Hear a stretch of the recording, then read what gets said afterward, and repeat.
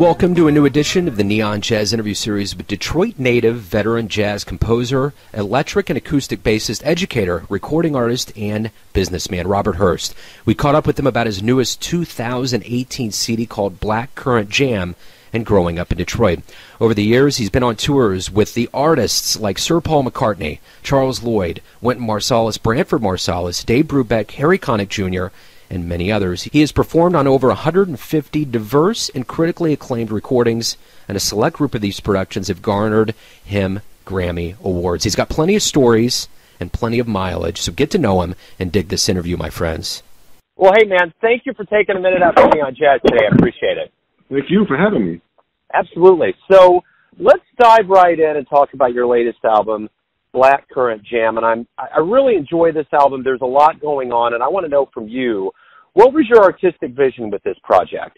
The biggest thing for me is that it's like the first time I've had like a band of young musicians that have played with me. You know, I've had lots of other really good bands with well-known, well-seasoned musicians, but, you know, unfortunately when you get there, you don't have the people that are take the time and learn all your music. You know, you have to kind of compromise, you know, in order to do that. So I've been playing with these guys, and they were playing, you know, they're playing my music, and then I just started to hear things for them, you know, individually. And I think with all my projects, you know, I start with the personnel, and then I kind of write for them. On my first record, you know, I've been playing with Branford's band, so that record was like Branford's band with the addition of Marcus Belgrave, and you know, I did this unrehearsed thing with Robert Glasser, and we had been playing together a lot before, you know, we recorded. So yeah, it was based on the personnel, and I just wanted something to be happy, you know. Some of the music is new that I wrote for the guys in the band, and then some of the other music's keeping it real, and there's a couple of the tunes kind of with the Brazilian flair that I wrote like in the mid '80s when I went to Brazil for the first time with Wynton. Yeah, so it's just based around those guys, and everybody's from Detroit, you know, and except for the percussionist who's Cuban. So yeah, and we have like a similar sensibility, and yeah, you know, I moved back here, and my band's from here, so it's kind of like a Detroit thing. You know, very influenced by Detroit and the musician and the band. Well, speaking of Detroit, I want to kind of go back to your life growing up in Detroit. Talk to me about how you got involved with being a musician, and what jazz really swayed you when you were growing up? Well, so I came up in Detroit. You know, I was born in 1964, and so in the 70s, you know, I was starting to, you know, hear music all around Detroit, and you know, this is kind of before, I guess DJs kind of existed, but DJs were like what you're doing. They were on the radio, you know.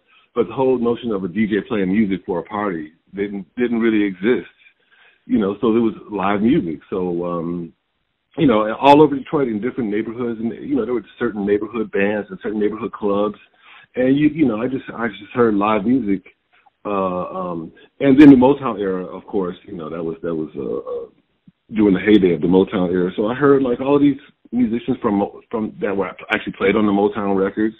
And then all of these, you know, people that just love that music. So it was just all around. That's kind of my earliest memory of it. And then my father was a jazz lover. Also, my father was a music lover, and as well as, you know, specifically a jazz lover. And he grew up with two guys that were in the Temptations singing group, Melvin Franklin, who was the bass singer, Richard Street, who came in the band later. And like he was always around musicians, and we would go to their shows, you know, and he knew them. So, you know, a couple times we went backstage, and it was really, really, really cool. And all the neighborhood places, in my neighborhood where I grew up, there were two great clubs. One was Baker's Keyboard Lounge, which is still there. I think it's the oldest club in the world, so they say, you know. But yeah, it dates back to the 30s. And then there's this club, W. George's, which is kind of like a local place, kind of a piano bar. And we used to stop in there like every Sunday, you know, at one of those places and just hear jazz. And, you know, my father also, in addition to growing up with the guys from the Temptations, his cousin that turned him on to the music lived right across the street from Barry Harris. So he would see, like, as a kid, he would see, like, you know, Charles McPherson and Paul Chambers and all these guys go over to Barry Harris's house because he's kind of, still is, you know, probably our premier master teacher of the music. And at that time, you know, at the time, I guess in the 50s, you know, those guys would go over to his place and get knowledge, you know. So yeah, so I have, like, you know, my father was a musician, but he exposed me to all of that stuff, and just being around musicians all the time. And then in my teens, I guess when I started playing bass when I was about 9, and then, you know, when I got in my mid-teens, you know, I met Marcus Belgrave, who's a mentor around Detroit for so many people, Jerry Allen, Kenny Garrett, James Carter, Regina Carter, you know. So I got a chance to play with his band, and that's really where I met, you know, like, you know, a lot of the musicians around Detroit, and even, you know, when cats like Curtis Fuller and Tommy Flanagan, Kenny Burrell, when they would come back to town, you know, I would get a chance to play with them, you know, as a result of my, you know, kind of being endorsed by Marcus Belgrave. So that was great for me. Did you always feel like you wanted to be a musician, or did you have other dreams or aspirations for your life? I remember kind of everyone in my family saying, like, lawyers and doctors made a lot of money, so I probably, like, kind of fake wanted to be a lawyer or fake wanted to be a doctor. But, you know, I've only had I was a busboy at Elias Brothers Big Boy restaurant for one day, and that was my only non-music job. So yeah, it's been pretty much music. Right on. And then when I realized I wasn't going to make it into the NBA, then it really was totally music. Well, things have happened pretty well over the years. You played with a lot of people, from Charles Lloyd, Wynton Marsalis, Sir Paul McCartney. You mentioned Branford, Harry Connick, Dave Brubeck. I mean, the list goes on. And my question to you is this. What have you learned from playing with these kinds of people that have helped you grow as a musician? Good question. For me, each one of them is different. You know, it would be like a different lesson learned from each one of them. When I played with Wynton, we worked all the time, and we would have like a couple days off, and when we would come back on the road, he would have like 3 new tunes. So just his work ethic, and of course you hear how he plays. I mean, he's like just a meticulous trumpet player, and you know, he can, you know, play the cramp out the horn, and just a prolific musician. So that part of him, you know, just the work ethic and just the notion of really working hard and taking, you know, I met Wynton when I was really young. I think I was 17, 18, and he made me really take the music seriously. It was like it was always so much fun, you know. I never thought of it as like a job, or I never thought of it as a culture, you know, the whole notion of sustaining black music or American music. You know, I never thought of it culturally like that. And he really made me, you know, think of it more as bigger than just whatever gig or whatever tune we're playing at that time. And with Branford, he's just like super bad. You know, I mean, I call him, I think there's people that I call master musicians. And I learned this terminology from African musicians, and they talked about, you know, people that are master musicians. And it's not the guy that could play the best or the fastest or the loudest. It's the guy that can play with the most tribes you know, the surrounding tribes, and they're the communicators. And that's what I see in Branford. I mean, he can go play with Sting. He can play with Public Enemy. He can play with Miles Davis. He can play, you know, classical music with the orchestra. And he's like, you know, he's the definition of a master musician. You know, so somebody like Herbie Hancock, I would consider like that. You know, and it's not just about being a great musician. It's about like being able to, you know, speak all of those different dialects of music. And so that's what I really aim for, you know, from being around Branford. Charles Lloyd is just super smooth and just way cool, and just, you know, the way he plays a ballad, and, you know, just gets to his notes and like just, you know, makes you want to cry. You know, when you you know, you can just play that one note that makes you want to cry, tears of joy.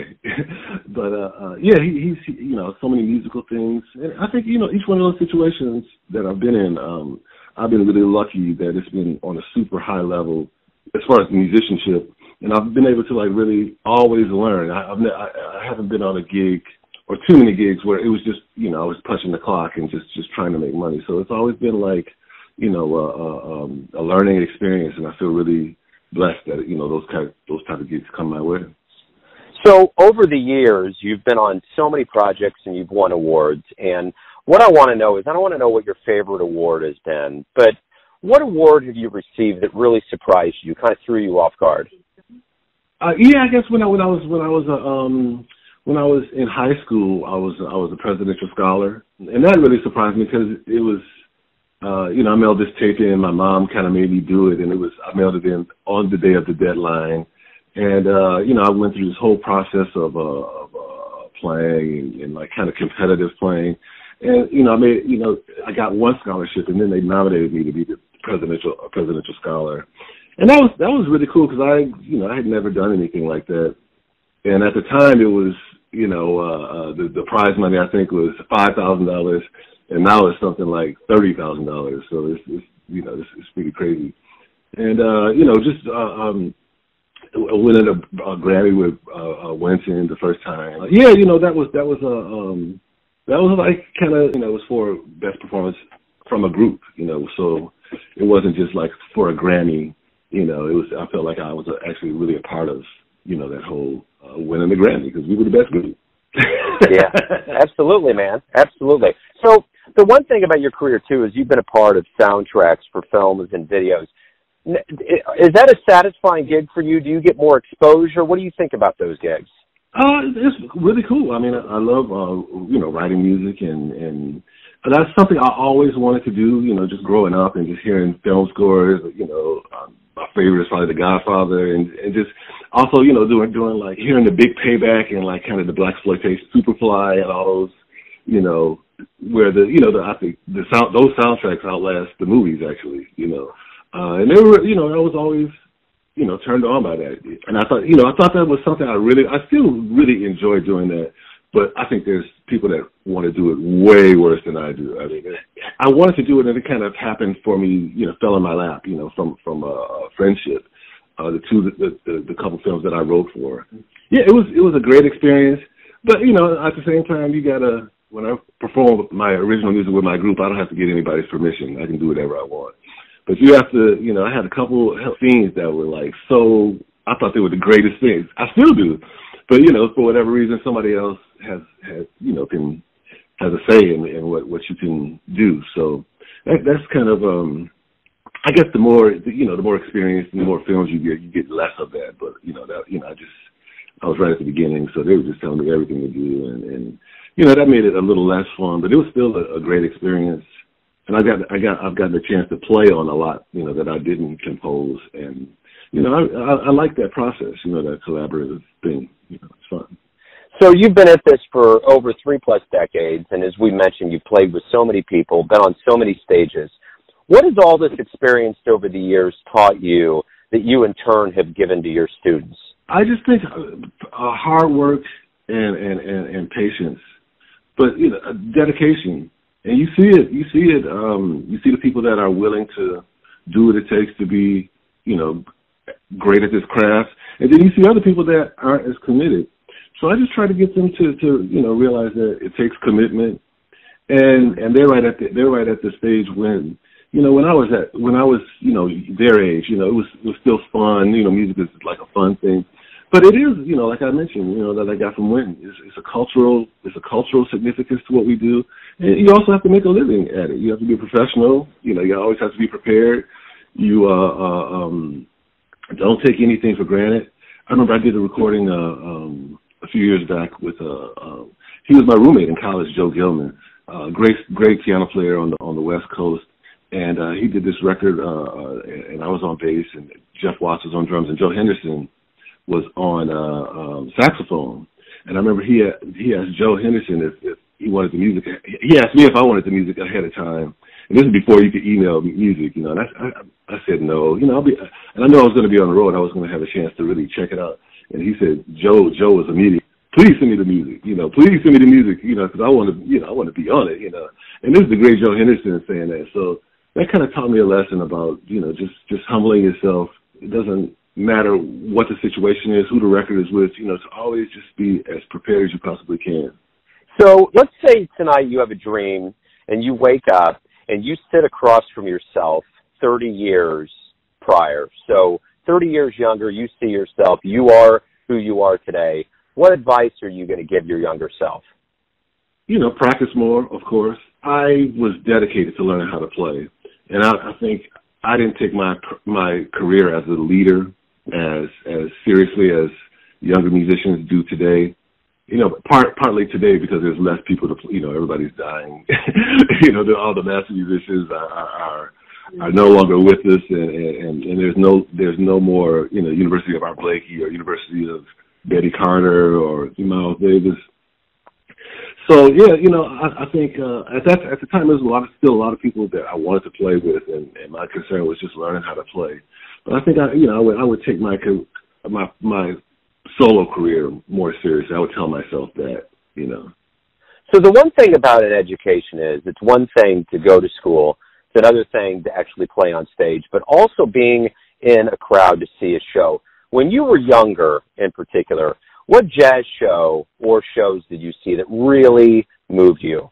I think the first one was at the club I mentioned before, Baker's Keyboard Lounge, and it was Father's Day, and my mom and I took my father to see the Modern Jazz Quartet, which, you know, we would have gone anyway, but but it was a matinee that I could get in, you know, at age I was probably 7, and I remember we sat right in the front row, and I was right in front of Percy Heath. And he sounded amazing. And I remember that was kind of the first time, because, you know, my dad played a lot of jazz around the house, but that's the first time I kind of connected with it. And it really touched me because they were like, you know, and Mill Jackson was right there. And it was just soulful and bluesy. And I saw the connection between that and Motown and all the other, like, the funk stuff that I was listening to. I heard that and also church music. You know, I heard the connection between all of that stuff in that concert with the NJQ. And then Percy came and talked to me, like, for, you know, the whole break, you know, after the matinee. And it was just cool. He was, like, so approachable, and he told me about his bass. His bass was 300 years old, and, you know, all of the stuff that, I remember to this day. And, yeah, that's probably the biggest one. I think seeing Miles Davis for the first time, you know, it was like his, you know, it's in the early 80s, and it was his first concert back.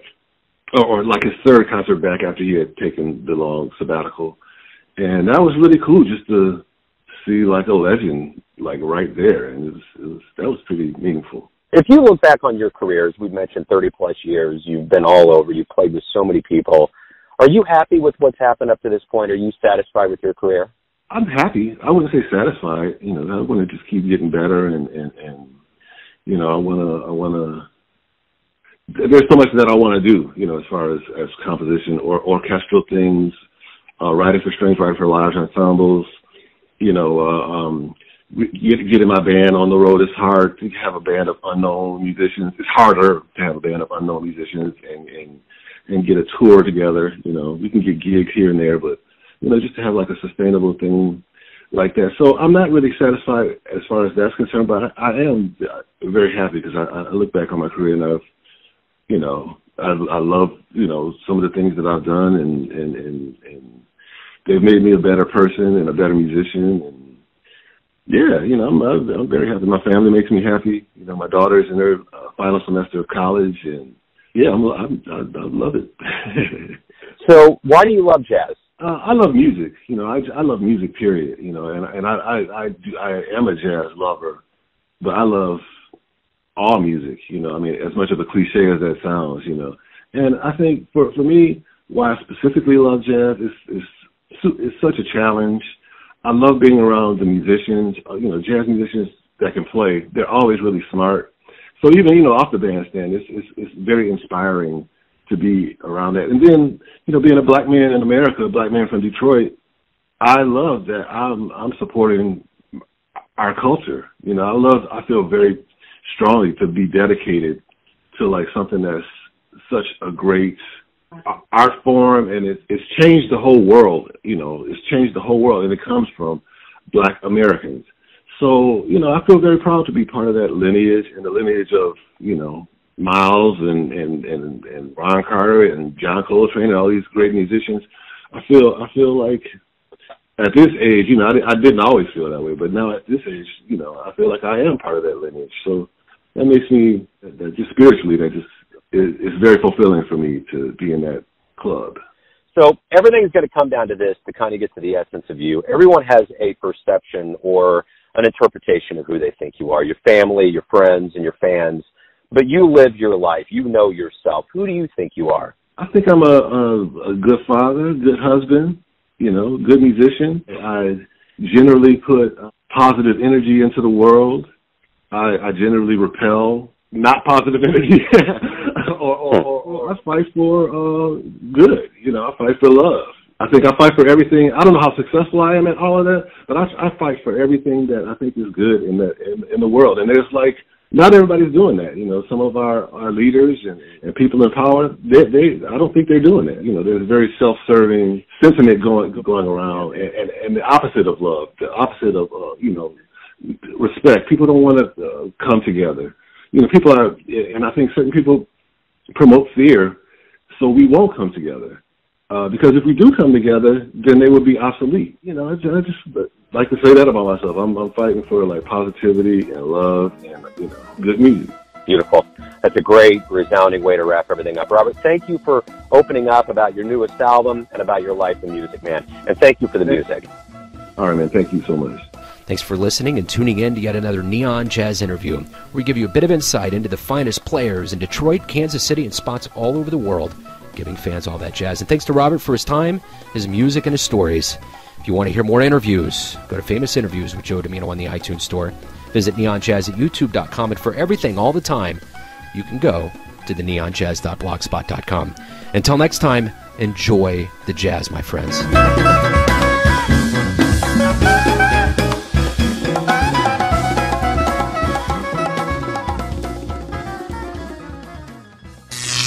Neon Jazz.